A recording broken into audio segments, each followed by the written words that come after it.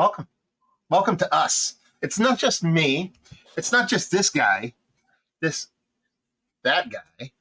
It's us. My name is Matt, and I do a beer channel called Massive Beers. And this guy's name is Thomas from Thomas Opent. And before anybody gets confused, yes, I am indeed not American or English. I'm Dutch. So most of my reviews will not be in English for anybody who's watching this on Matt's channel. In case you're That's watching not it, fair. A lot of them are in English. You have a decent amount in English. that's true. That's true. You I know, remember, I remember do you that have at a one rhyme or reason? Do you have a rhyme or reason to that? I think you told me once, but I try to do an English one like every 2-3 weeks, but sometimes I do and sometimes I don't. do you are your English reviews predominantly beers that English speakers can get? I switch that around. Sometimes I'm like, Okay. hey, this is a fantastic like Dutch beer or hard to get for like native speaking English native speaking people, and they're like, this is my opinion on it. But sometimes I'll find like an American beer that is easy to get, and I'm like, oh yeah, let's go for this because why the fuck not? Cool. Yeah, What was I going to say? Geez, word. lost my train mind. Anyway, so you're in Holland. I'm The net. inside joke. I knew, Inside I joke, knew, everybody. I knew you were going to do that. And I'm in New Jersey, United States, by Pennsylvania. So I'm not like by the Sopranos or anything like that. And you're in the Netherlands. Does Netherlands have any kind of like regionality like that? Are there sections in the Netherlands that would be like, oh, this is like a small city state or something like that, or is it just the Netherlands? Yeah, well, we got more like rural areas and more like suburban areas and urban areas. We definitely do have that. If you go to like big parts of, so you just said Holland. Holland is actually there's two provinces: Northern Holland, Southern Holland. There is rural areas over there, but there's more bigger cities. Where I'm up from the north, as you would have in many norths in many countries, you'll find that that's a bit more rural. We do have some bigger cities, but more country. And I'm definitely more of a. I'm not city. I'm not like real country. I'm kind of in between. Okay. And because we are talking to somebody that is from the Netherlands, obviously we're going to be drinking beer from the Netherlands, right? Yes, of course Oh we're no, we're not. drinking Bavarian beer. Yeah, totally not doing We're, that. we're So, doing we're doing fucking legends. yeah, Um, they are legends, honestly. I'm oddly enough we're doing Weinhen Stefaner Korbinian versus Schneider Weiss Aventinus mhm. Doppelbock traditional. What I would say traditional Doppelbock versus a wheat Weizenbach. I was very very late to the Korbinian. How would you say it? You, Corbinian. Well, yeah, if I now I'm stuck on my. Let me. English. Yeah, I have to say, by the way, I just recently really discovered, and I've known this for a long time. English, like that, be it British or American, really is my native language, and Dutch is like my secondary, and then I can speak some German. So, as best as I would say it, it would be Via Stefana Corbinian. Okay. And So how the about R is the a bit more of a r, how Corbinian. about the Schneider Weiss Aventinus? How would you say that? Schneider Weisse Aventinus. Okay. But I was late to that Corbinian game. I actually didn't have that beer up until shortly before I started my channel. That's a long time. Like I was drinking Aventinus since the get. So I'm super familiar with both these beers. But the Corbinian was actually one of it might have been the first beer review I ever did on my channel, if not one of the first 10. So I'm excited to revisit it, man. For me, the Corbinian is up there with like Eyenger's Celebrator and the Salvatore from Polana.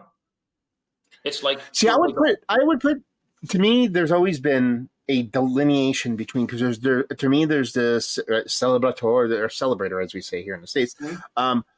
There's been a difference. To me, there's two different Doppelbocks. There's the Salvatore, there's, the Paulaner Doppelbocks, and there's you know what I mean? There seems to be something a little bit more richer, a little bit more dense about those Doppelbocks along with Corbinian. Along with Corbinian, as opposed to those other ones. To me, there's like almost like two different Doppelbocks. There's like Doppelbock Light and Doppelbock Proper. Totally agreed. And there's something that I always touch upon, because Bock beers, there's this thing called in the Netherlands called the Bock beer season, which is not really a big thing anymore, but it used to be. They kind of sucked. They turned into like sweetened caramel alcoholic water. I feel like, with some exceptions, the best Bocks are still the classic German ones, Oh yeah, and yeah. they're And still. oddly, Yeah, go ahead. God, no, you got. Well, there's like a few breweries that have done some amazing stuff, and especially in like the last 2, 3, 4 years, where the lagers are becoming more popular again, and more breweries are getting that proper lager brewing technique under control.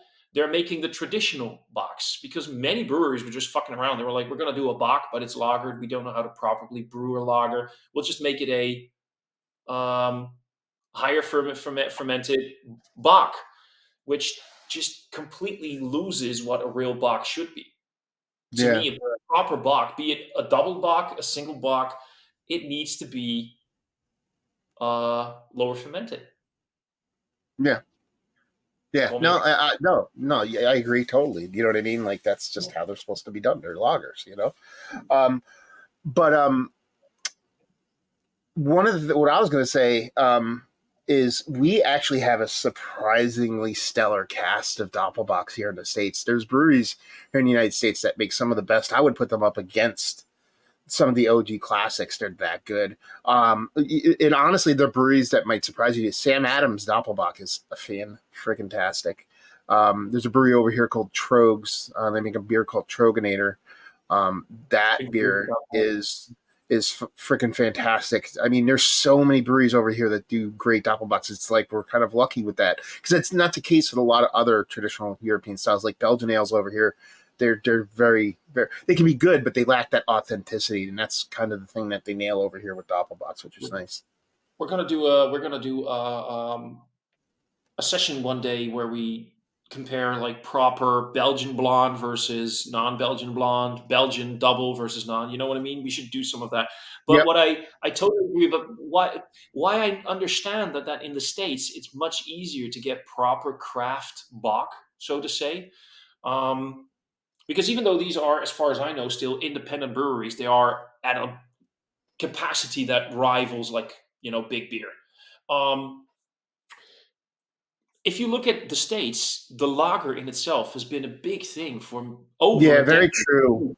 Yeah. And here in the Netherlands and in other parts of Europe, it's only just in the last couple of years that people are realizing, hey, uh, for shits and giggles, my favorite Hayes brewery just dropped a Helles. Let's try that. And they suddenly realize, oh, what the fuck? This is what a lager can be instead of a Heineken or a Bud, whatever.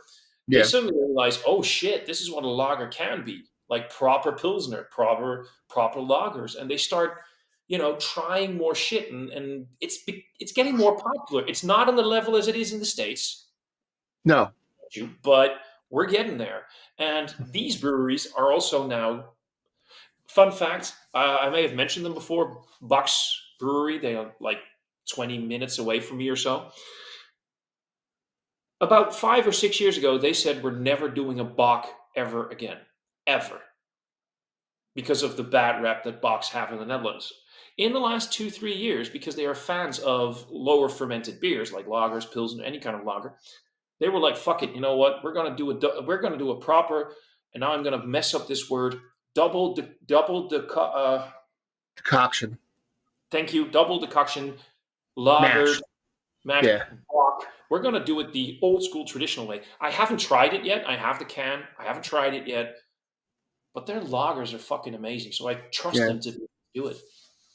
Yeah, and one thing I guess the case over here in the United States is, since we do have a lot of breweries that do lagers, we have a lot of breweries that do have lager setups. Some people make lagers, and you can make a lager fine in a regular, you know what I mean, fermenter. You know what I mean, but it's a lot of the places that have like traditional like horizontal tanks and stuff like that have been doing a lot of, hey, shock, people that make lagers make better lagers, you know what I mean, as opposed to someone who's never made a lager before. No shit, Sherlock.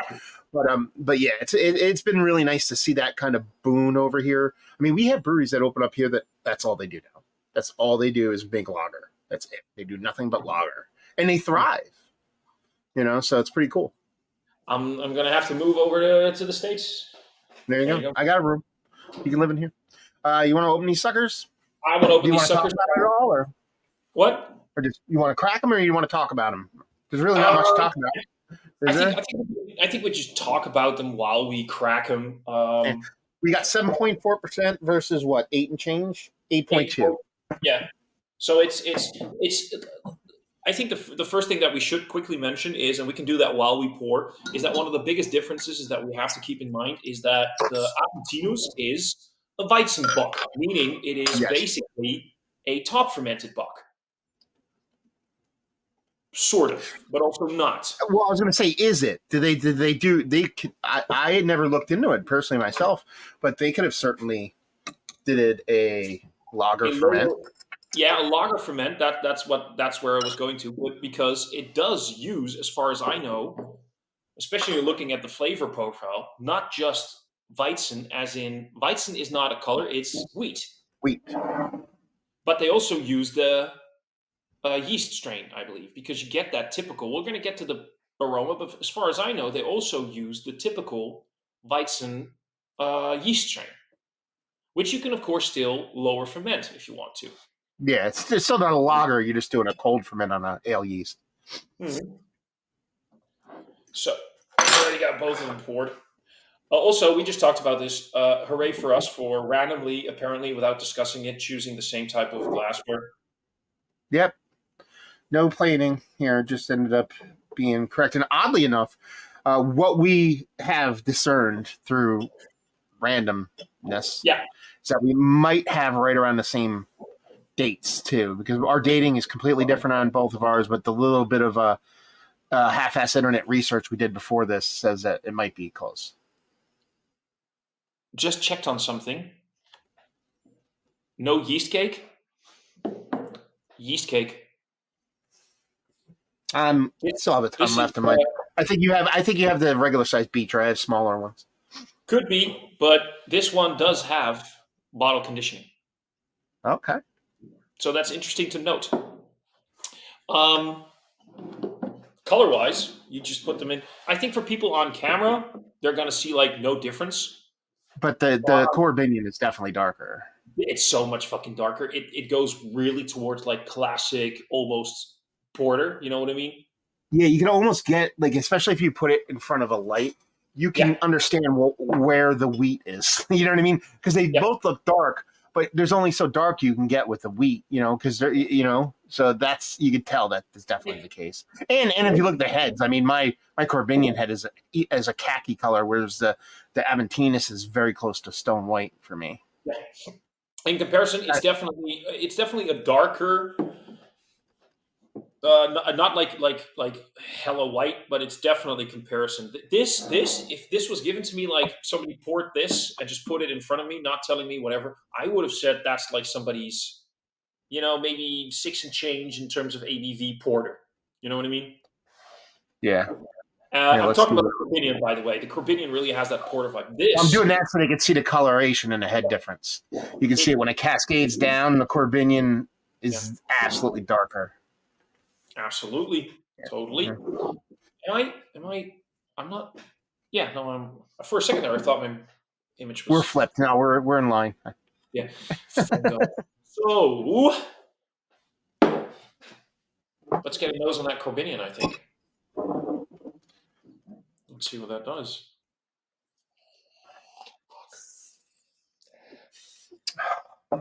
Man, I love Taco Box so much. You know what? You know what So always. Yeah. go ahead. No, you go. You know what always strikes me? Whenever I'm in the shop and people ask me about, the difference between several types of port, and you're talking about sweetness, and any kind of port will be sweet.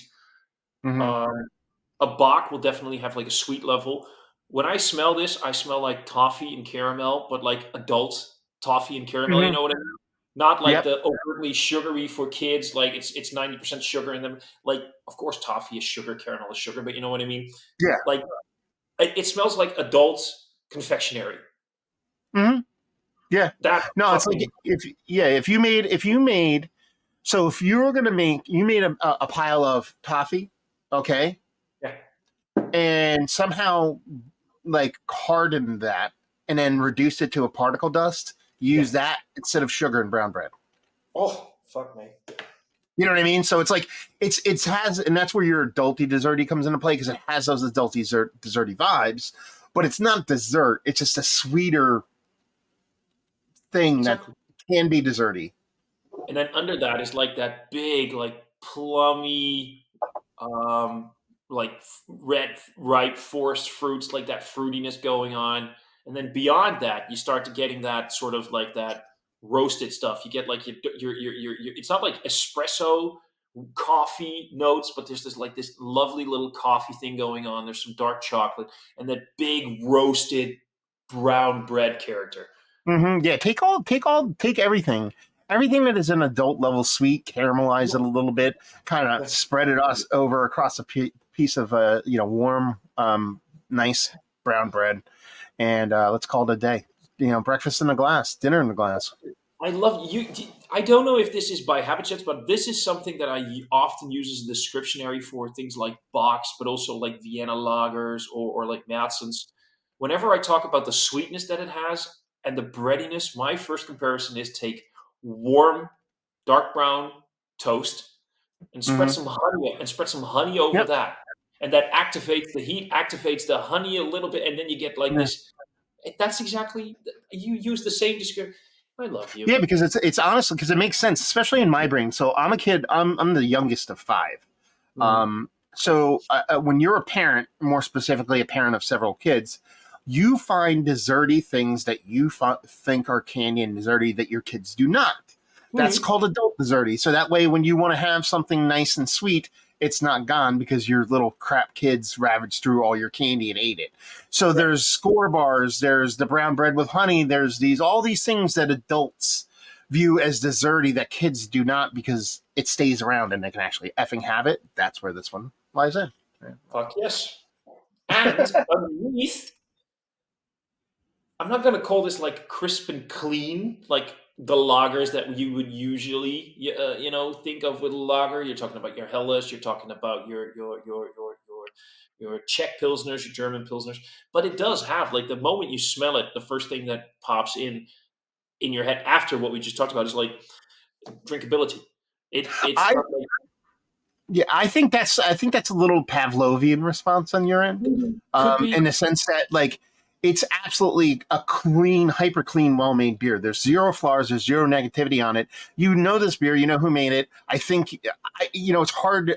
Again, I talk about sweetness and talk about bittering on the smell. You can't smell sweet, you can't smell bittering, but what you smell is the precursor to sweetness and the precursor to bittering, and the yes, precursor sir. to a clean, well made beer is zero flaw, and you know it's made from world class brewery. So I think that cleanliness of drinkability, we'll find out when we actually drink it, is more of a Pavlovian response than actually smell it. Or, hey, you Hollandaise people might be able to smell clean.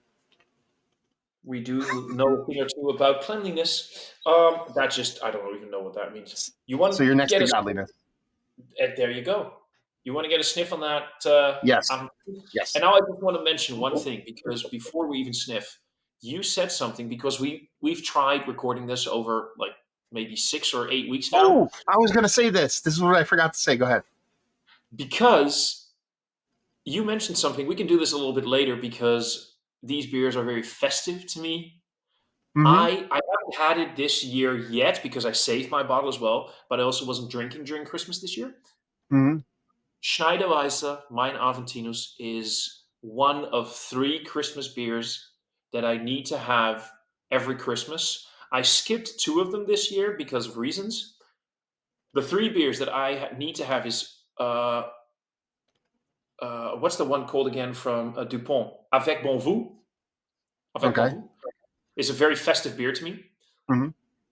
The St. Bernard's Christmas Ale, or if I can't find it, any proper Belgian Christmas ale. This year I had the Straffe Hendrik Christmas blend. I showed you the picture in the chat. Or maybe like a Gouden Carolus. And my Aventinus. Yeah. It, For me, it's Celebrator is mine. Just because I actually had a tradition. I started with Micah. Like I crack a celebrator, and then we'd write our names on the bottom of the little yak ornament, and I'd hang it Mhm. on the tree. So I'd have a little celebrator from 2000. It's true. But yeah, last year discontinued the ornaments. They don't exist anymore. I know. I have a bottle over there. I want to review it because I realized Celebrator isn't on my channel. And the Yeah. first thing I noticed when I bought it was like, where the Yep. fuck is the Yeah. ornament? I wrote them. They're like, no, sorry, we don't. They're like, we don't do it anymore. But if you want, give us your address and we'll send you a bunch. I was like, no. I'm like, this is like a tradition I started with my kid. I'm like, I can't do it anymore. So this is the first year I haven't done it. Guten Carlos, not the Christmas one, just the Guten Van Kaiser Blau. And then I'm a Christmas beer. I don't know, probably Mill High Life or something. I don't It's like champagne and beer, right? There you go. know. I'm gonna go see what this thing does in the nose, man, because I'm so Yep. fucking curious. Yeah, I mean, that's like it's to me, it's very different but very similar at the same time because yeah. it is a Bach, but you know that wheat is unmistakable. I almost get to the point on Aventinus. I feel like I get almost like a anisey kind of thing off of it whenever I smell this beer. Like, Definitely like that spicy thing. It can be. This is where association comes into play because you call it aniseedy. Other people might get more like a clove thing. But for me, what I mm-hmm, really get is, and that's what I'm talking about with the yeast. And there's definitely yeast cake in the bottom of this. This has that classic ripe banana clove thing that like a Weizen would have for me. mm-hmm, Which I said, it's not just Weizenbock as in they used wheat. There's definitely that similar yeast strain that they would use for a Weizen. yeah, And that makes it for me so festive because it's got that plummy, caramelly, roasty thing going on, and then you get like the banana, almost like banana Foster thing going on with the caramel vibe, and then you get like that clove spice thing going, which just associates its association for Christmas with me. For me, this is like Christmas in a glass. yeah, it is, and it's very much on a Christmas beer as far as it's presented and given out to people. It's not like, hey, here's Russian Aventinus pre-Christmas beer. It's not, but No, it's it's not. very much the way it smells. It's giving you a lot of gingerbread housey stuff with no Yeah, ginger. Do you know what I mean? exactly. No, it smells fantastic. Again, it's been a hot spell since I've done these, and I'm super excited. And the thing I was going to mention, which is what you kind of alluded to, the Christmassy thing, which is we talked about doing this, and then I was like, we push it off, eventually. And I just said, screw it. I'm like, these are kind of Christmas beers for me anyway. Let's do it around Christmas. I'm like, hell yeah. We didn't even talk about that, but it ended up being, the way we both thought about these beers. So Before we take a sip from Korbinian, I just really want to. side by side huffs. It's there's exactly what you said. There's like so many similarities, and Yeah, still, it's like a similar DNA. It's like your dad had and dad mom had you, and then your dad divorced your mom, and then had a baby with somebody else. They're like, yeah, you're definitely half me, but you're definitely half something else. do you know? In the meantime, by the way, why I'm convinced that this is properly lagered, and why I'm not 100% convinced whether or not this is lower lagered like lower. If you look at the bottom of the glass, this is definitely like clear beer, the Korbinian, and the Aventinus definitely has like that ale murky thing going on. I don't know. Anyway, but From you, well, you know what? I'm cheating now. I'm holding them up to bright ass lights. You know what I mean? yeah, So I'm fuck me. These things are gorgeous. I'm thirsty. I'm thirsty. We've been yapping for like 20 minutes, and we have not had a sip of beer. So Yeah. here we go, brother. Cheers, Here's. Clinky. Mm. That doesn't suck. That's much more rich on that plummy, figgy, datey thing than I remember. Yeah. And that's not a bad Super thing. rich. Fuck Super me. rich. Like very like. It's weird because 100% lager. So because it finishes relatively quick. I mean, there's a lingering flavor profile because of how rich it is, but it drinks real easy, especially being 7% in a dark beer. Mm. And considering they're probably now, for me at least, closer to 60 than 50 because they've been out for 40 minutes. Yeah. but man, it washes over your palate and like just clings there. Like it's not sticky, it's not icky, it's not like dense or anything like that. It's full. It's like it's full in a way that it's proper for like a Bach, Doppelbock to me. That's we were talking about earlier, separating the Salvatore, the Paulaner kind of thing from these, and that's the difference for me. Those tend to be a little bit more watery, a little bit more quick, a little bit more true Mhm. to like a high, like a darker, almost like they're darker box, they're richer box, not double box. Whereas this is what really needs. And It has to have this mouthfeel in order to be a double box. what surprised me is because I looked at the ABV and I forgot about this. I think the Eyinger Celebrato is labeled as a double bock, even though But it's it's like six and six, change. six and change. I think it's 6.7, if I remember correctly. This is almost a percent higher in ABV, and you can tell because you just talked about that. Not sticky, it drinks clean. It's like sticky toffee date pudding without being sticky, if that makes sense. No, no, it has this richness to it, but I think because it's made so well and so clean, and probably has a lot to do with their water profile that they never even probably thought about. Um, and then it's it's a lager, but it's like it has this richness. It pulls off the extremely cool trick of having a full mouthfeel but finish relatively quick and clean like a lager. Hey, listen, this is not crispy boy status. This is not a super hyper like drinkable. Well, it is drinkable, but in a different sense. But it's lager through and through, but it just has that richness. Again, dinner in a glass. It's what it's trying to be. It's what it's trying to do, and it's pulling it off in spades. For me, Korbinian is like again the proof that if I when I think you and you just nailed that when I think of a real double buck, this is exactly what it is.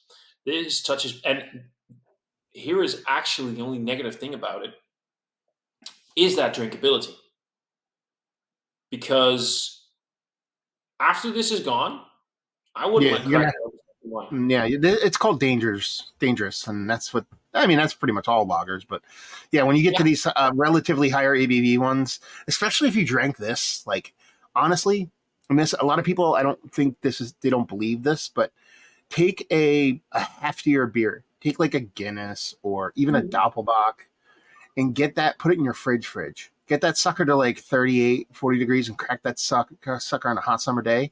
That is one of the most refreshing drinks you'll ever have. So temperature plays a big role in it. But man, yeah, I could definitely put down. Yeah. oh yeah. Uh, It would be an interesting morning to say the least.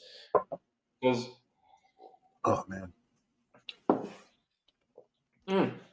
And also, what this, by the way, really shows to me is even though that is technically not a lager, is the similarities between classic double box and things like the classic porter.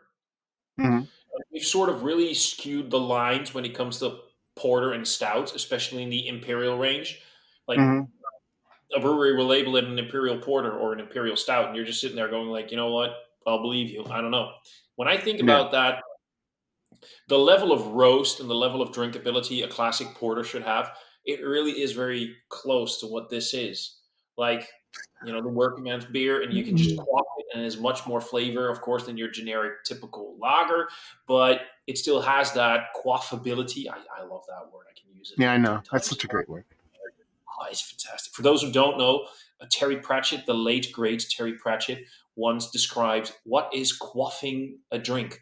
Quaffing a drink is drinking it in such a way that more of it ends up in your beard and over your shirt than it actually does in your mouth. That's quaffing. I lost my train of thought. Oh yes, the similarities between these classic darker lagers, ales, darker beers, um, especially throughout Europe. You know, England still being part of Europe in a way, is that they have so many similarities. They're sort of like in this niche where you think of like,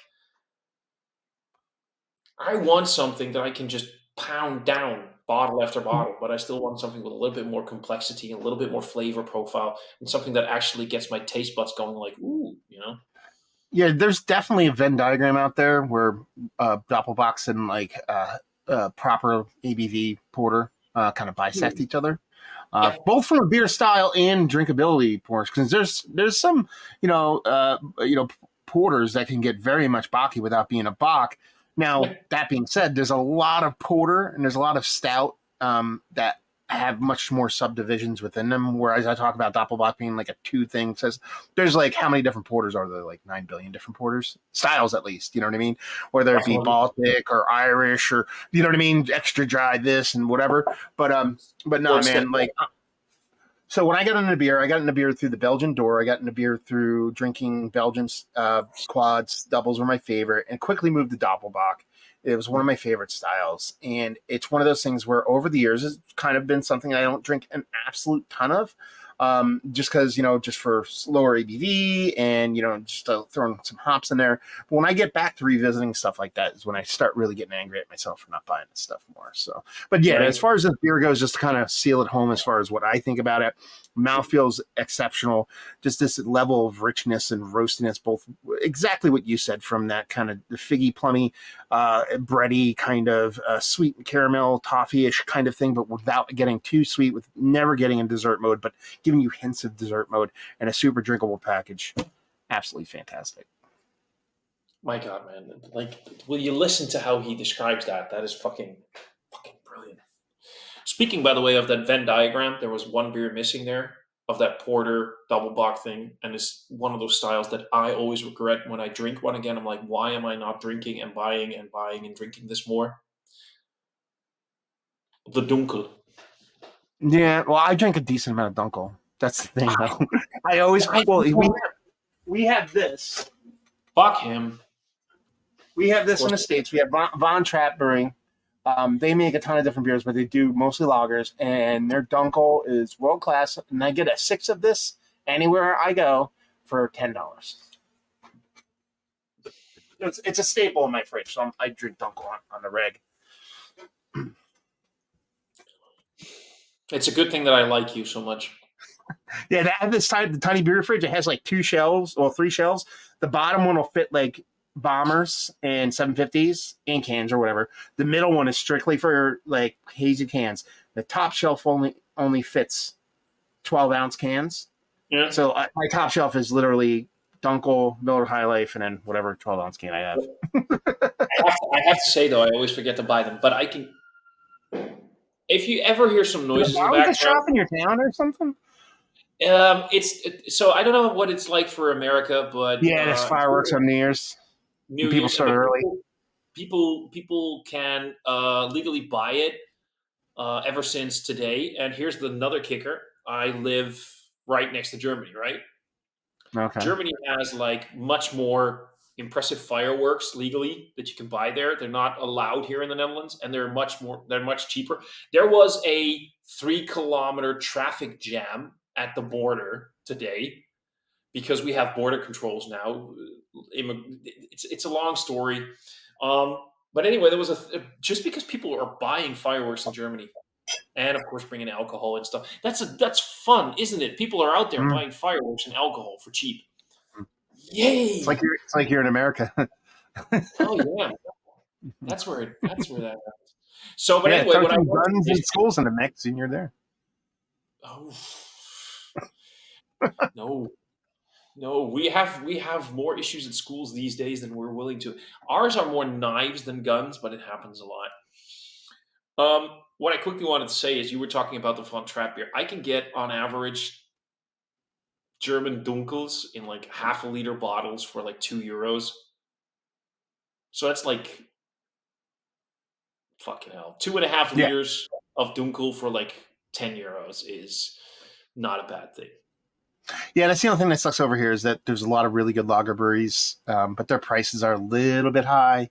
Mm, Some of the bigger breweries over here, whether it be Notch or Schilling or some of the bigger lager breweries, or newer lager breweries, I should say, they'll do their Dunkel, but it'll be $15 for a 4 pack of pounders. So it's like, come on, man. You know, speaking of prices, the Korbinian and the Aventinus? What would they I cost? honestly, off the top of my head, I forget, but I want to say $6 a piece.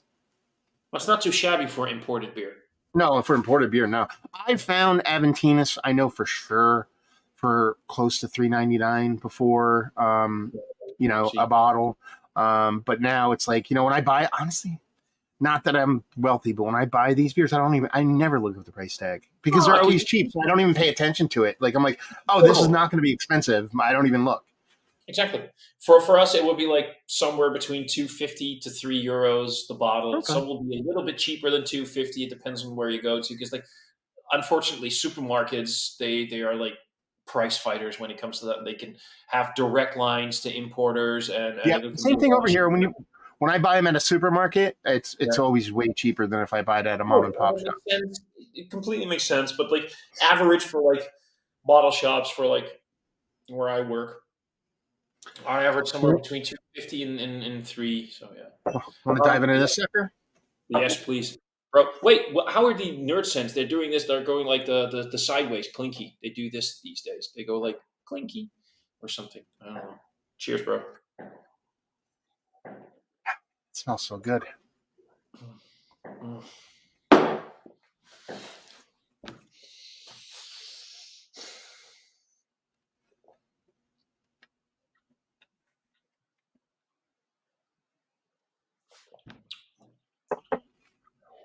First impressions. That spicy, that Christmas Sands ginger spice is prevalent. The mouthfeel is nice. It's not nearly as full and rich as over here, but it's not thin by any stretch of the imagination, which makes you actually think there's a little bit more lager vibes over here because of that. Even though it's slightly higher in ABV, and it Yep. has wheat in it, which are both signs that would usually lead to, bigger mouthfeel.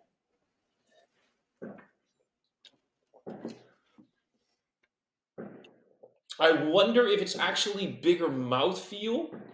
Christ, can you hear that in the background? A little bit. Not. It's not too bad. StreamYard does a pretty good job of getting those ancillary noises out of here. It was good. I wonder if it's more the mouthfeel thing or more that sort of like it veers towards the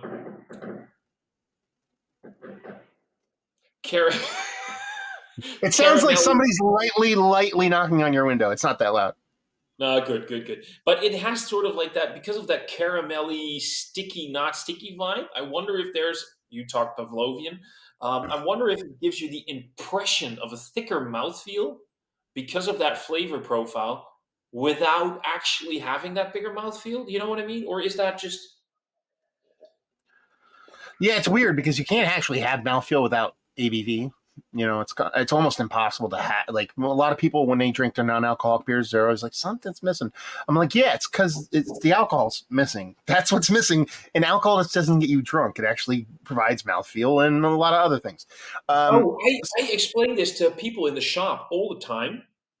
Um, mostly when I'm talking about whiskeys, I'm talking about, whether it be a Scotch whiskey, like single malt blends, bourbons, go the fucking distance. She's going the distance.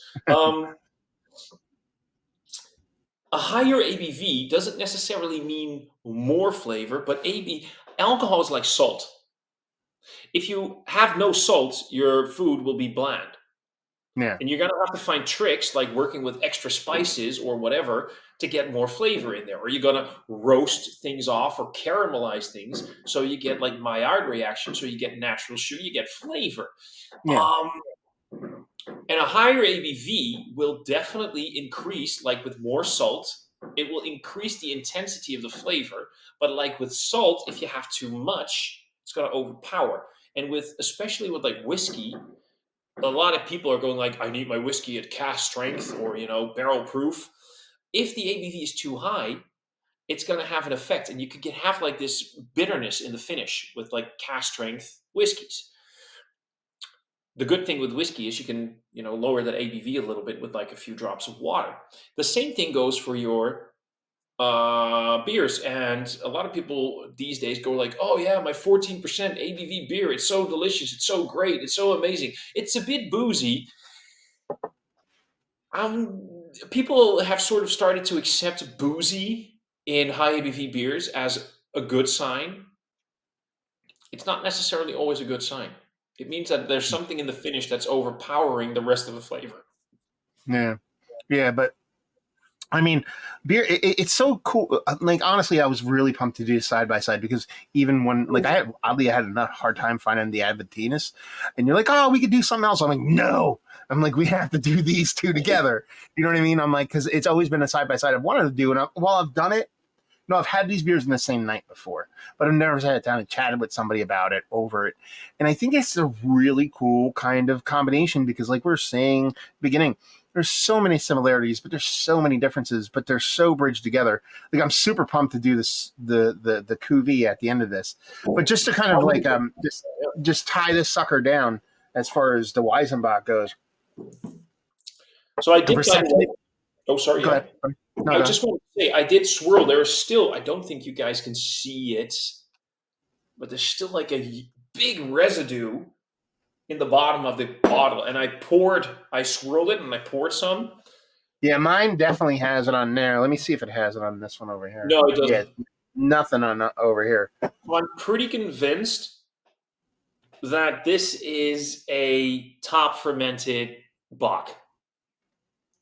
I'd have to look up the details, but I'm pretty sure the way that this thing Or one's reacted. bottle conditioned and one's force carbonated. I mean, it could be, it Yeah, could be I a couple know. different things. You don't want to think about that. There's a few other things that just make. Sorry, I was interrupting your final thoughts on the. No, Um, I was just going to say, just so, I mean, just so this actually is a review, mm, instead of us just talking to each other about how much we like the beer. mm. Um, it's so, they're so similar. The mouthfeel varyingly different, feels fuller over here, but with the higher ABV, it could just be a perceptional thing, but less of a fuller mouthfeel, but still not thin. That spiciness is really what kind of separates the two. But in the grand scheme of Absolutely. things, you taste such a similar DNA. There's such a similar DNA, and I don't know if it's me or you, but actually, it's the opposite, which is quite right. Or did I? No, I think I mixed mine up. Let me look. No, I didn't. I was gonna say, oh, this one doesn't have legs on, or this one has legs on it. Oh no, you were right. Right? No, see, look at my one glass compared to the other. Mm. But yours are the opposite, I think. No, this is my Corbinian. Yeah, this is my Korbinian. That's funny because my Corbinian, but this could be a thing about glass as well, right? If your True, glass, true. That's why I kind of stopped talking about it. I was like, I need to be talking about my ass here. because if you look at like the head retention and the lacing on my um if you swirl it around like this, then my Aventinus has like great lacing and good head retention. Now the Yeah, it's head probably more retention my glasses are dirty hot garbage than anything else. But could be, but okay, so let's do this because I don't have long for the world. I actually have some stuff to do after I'm this. gonna But go get a third glass because you wanted to do a cuvee. yes, let's do that. I'm gonna quickly grab a glass. Okay, I'm gonna do mine right now. Yeah, I wanted to drink more of it separately because Yeah, you don't want to do it all. Yeah, now that's why I didn't pour that. keep in mind for anybody who's watching, there is a chance that we're now mixing. There is a chance we're not sure because as always, we're so good at the research thing, aren't we? There Yeah, is a chance that we're mixing a lager and an ale. nothing wrong with that. Ain't nothing wrong with that. So let's see what this does on the nose, right? Yeah, I'd say it's kind of not to be on the nose, literally and figuratively, but it smells like both beers. There's a little bit of that spiciness from the Aventinus. There's that caramelized kind of toffee thing from the Korbinian. Done and done. Literally. Yeah, usually it's not like that. Usually one beer will dominate or there'll be a heavy leaning towards one. To me, it comes right down the middle. I might want to say that the Corbinians, like that sticky, like dried fruit thing, like that's dried a fig date raisin thing, is a little bit more powerful than the spiciness of the Aventinus. But that could just be me. I don't know. But Hmm. Guess Oddly what? enough, It smells good. something I didn't pick up in both beers. In the cuvee, is it me or does it have a slightly metallic tone to it? No, I'm not getting that. Maybe that's this glass then. Could be this glass. Yeah, I'm not getting that. To me, Okay. the more I hop on it, the more the Korbinian comes through a little bit with that richness that you were talking about. Hmm. But outside of that, it is definitely, it's like a 50-50, 60-40 thing going on for me. I like it. I'm gonna taste it. Cheers, bro. Cheers. Oh, wait. Sorry. Oh yeah, clinky.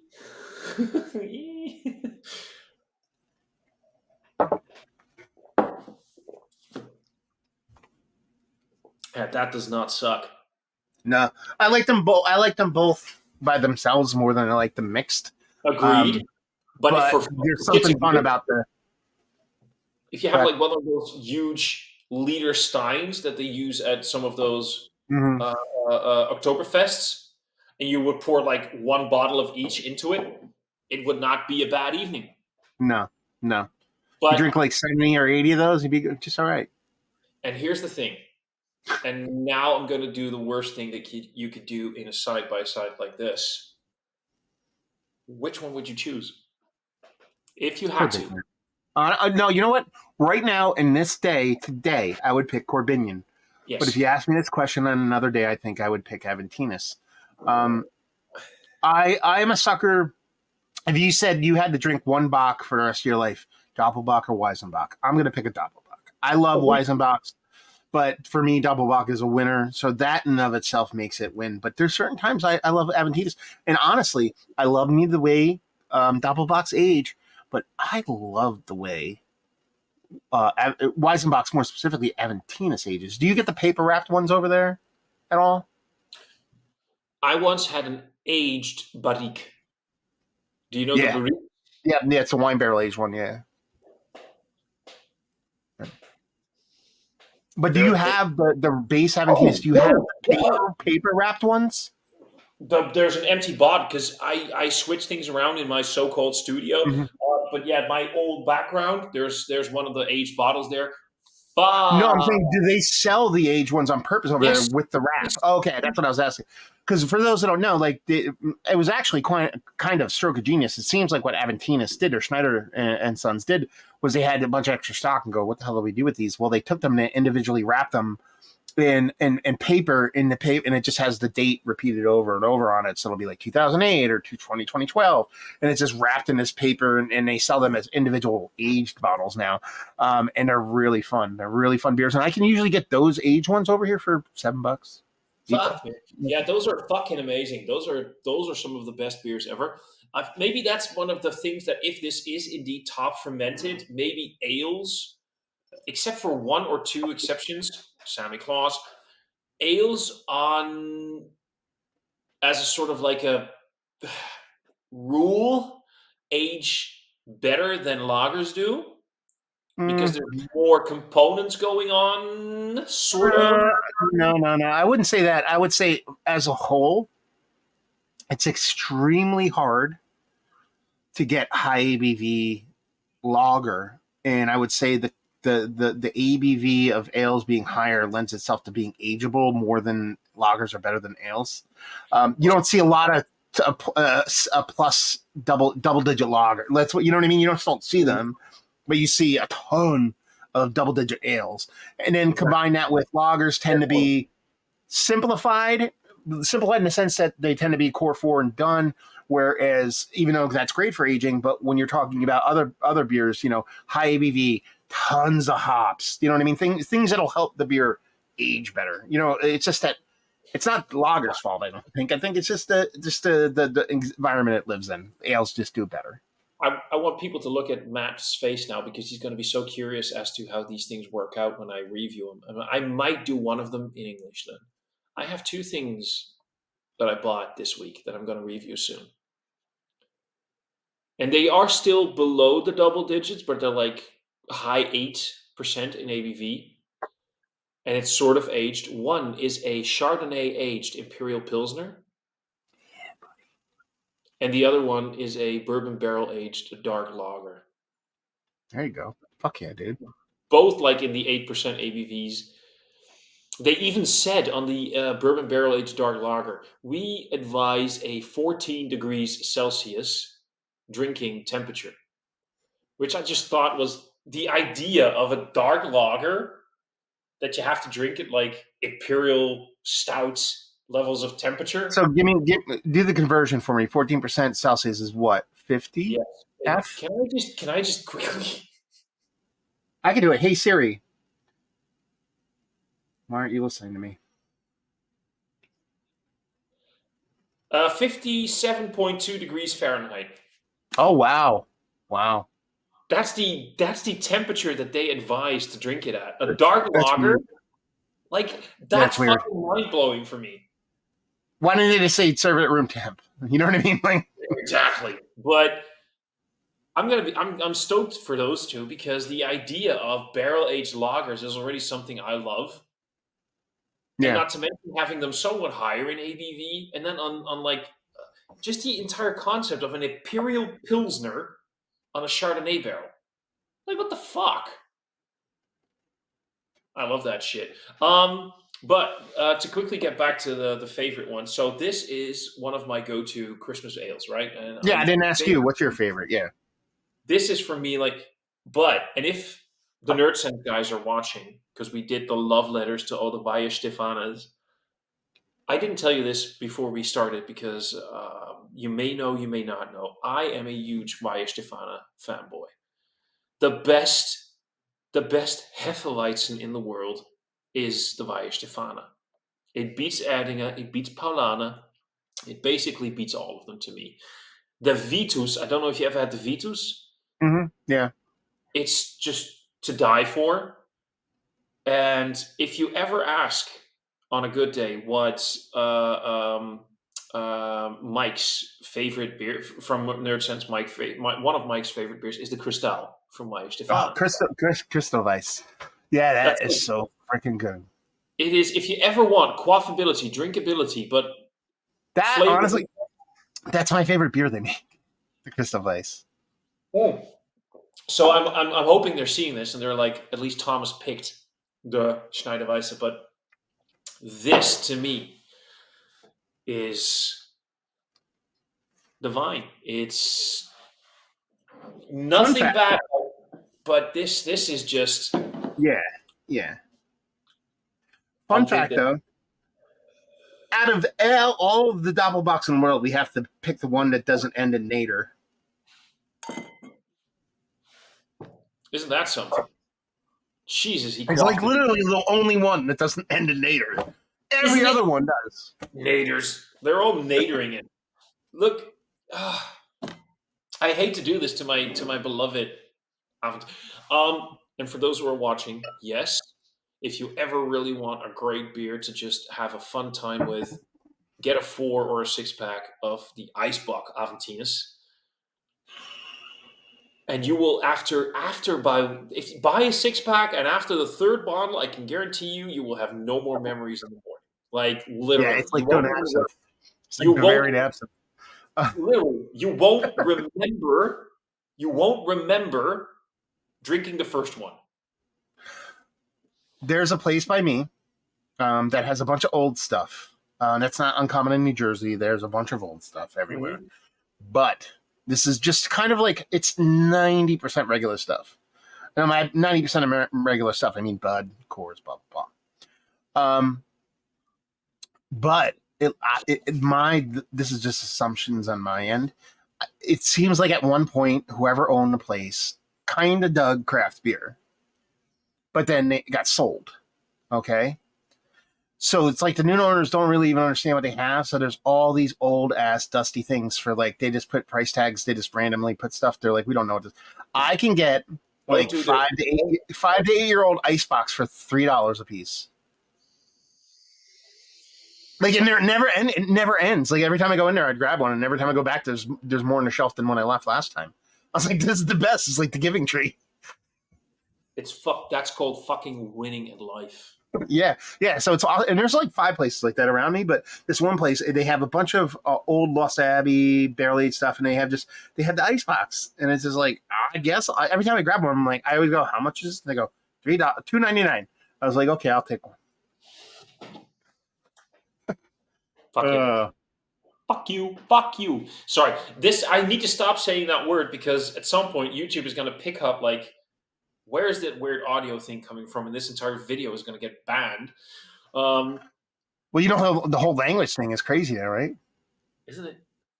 No, they have they actually they have. I don't know if they implemented it across all channels, but they are now doing real time audio translation on everything. Jeez, that's So you weird. can, instead of getting closed caption, you click, you know, Spanish, and then I just speak in Spanish. No, I Yeah. haven't even noticed that yet. What? I Because you haven't probably even haven't noticed. switched it. Oh no, you probably switched stuff every now. But I got an email from them. Now I belong to the YouTube Partners program or whatever the hell it is. It's like it's Oh, something different. But okay. I don't. Maybe yeah, that's why you. Okay. yeah. So I don't know. But Wow. any lasting thoughts or last thoughts on these suckers before we Well, call it night? last thought is first off, I want to say one thing. If you're not drinking double box, be Fuck it you. like the OG Oops, double sorry. box or like Weizen double box, you're missing out in life and you're missing out in winning and you're missing out in being a goddamn fucking legend. Okay. Second off, I'm going to stop you there for a second. If you've been drinking beer for a long time, if you're on this journey and your path hasn't brought you there, that's fine. Get there at yeah, your own pace. But yeah. if you've been drinking for years and you go, I love beer, and you're not drinking these, then you're hot piece of garbage. Anyway, go ahead. This is something I often say. So I say this so often, especially there's this huge category right now of beer drinkers. They're all like in their mid 20s, and they, thanks to social media, they drink like they'll drink like a Bud Light with my dad every now and then through social media by using the word beer every now and then in text messages.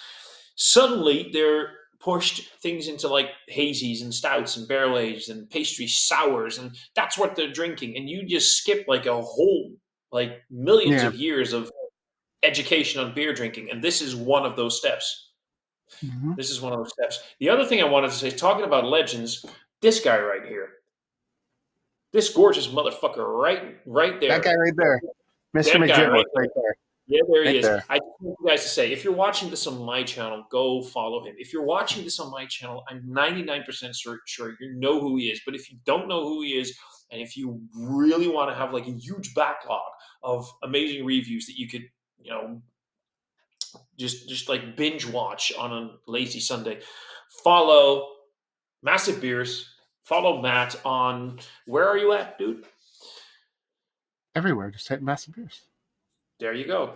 Even Or you mean podcast. we're location United States? Podcast. I didn't do the podcast as much with the kid, but Beer Massif Exactly. is the podcast. But you can find it. Just type in massive beers, you'll find stuff. And I can say the same thing for Mr. Thomas Opent over here, the Hollandaise giant that is 4'5".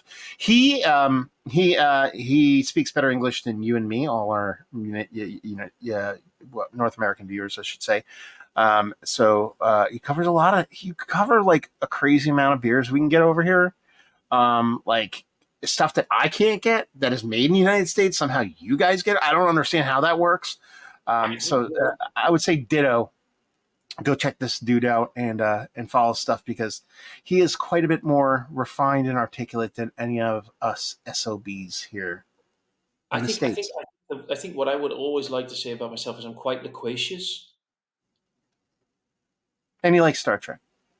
So that's Oh, kind of Star cool. Trek! Fucking win. Sorry, um, Matt. Yes. Thank you very much. This Thank you, was man.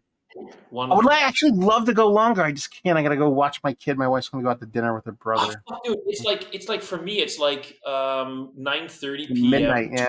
Yeah, 20, yeah. 30. It's 3:30 in the afternoon here. I haven't even had dinner yet, so I'm just probably gonna either eat a bag of chips, crisps, chips. What do you got? You say I say chips, or You say heat it chips. up and then throw in a Everybody frozen. says chips except for, or everybody says chips instead of those idiots Oh, over in you England. want to have one better? We do call them chips, but you know what the Dutch pronunciation is? What? Chips. Chips? Ah, yeah, I guess. Chips. Yeah. Yeah. You have to go like shit, ships. Chips. There you go. Fucking hell! You go. Have a great evening. All I my can't, love to you. dude. I'm going to tell you right now. I can't wait to hang out in real life with you someday. We need to do that, man. 2025 needs to be the year because the British guys just literally 2 hours ago, the British guys started sending me text messages. You need to come over late February to Glasgow. We're doing a hangout. You need to come over. I'm like, I need to do these things more. So we're gonna make this happen. Yeah, I don't want to burden you. I don't want to burden you by doing anything. I just want to come to you, and then burden you by showing me a good time. That's your burden. I will always do that. Yeah. You're more than welcome. Okay. Okay, Bro, this has been awesome. This is a beautiful end. I'm gonna be doing my we'll post. When do you want to post this? when? Do you want to do it in the new Here's a year? good one. Here's a good one. We're talking about festive days, sort of like a festive day, but the day where people are contemplative and reflective. Let's post this on January 1st. January 1st. It is. The day before, probably. I'm gonna post my best ofs 2024. So if anybody out there wants to go check that out, check it out. Like I said, go check out Thomas on this page, Thomas Opent. It will be linked down below. I want. And I I appreciate you, brother. Appreciate you to hell. appreciate you all the way, bro. Okay. Love you. Want to do a sign off so people know what's going on? I would just like to say, cheers, motherfuckers, and drink some good beer. Clink. Clink.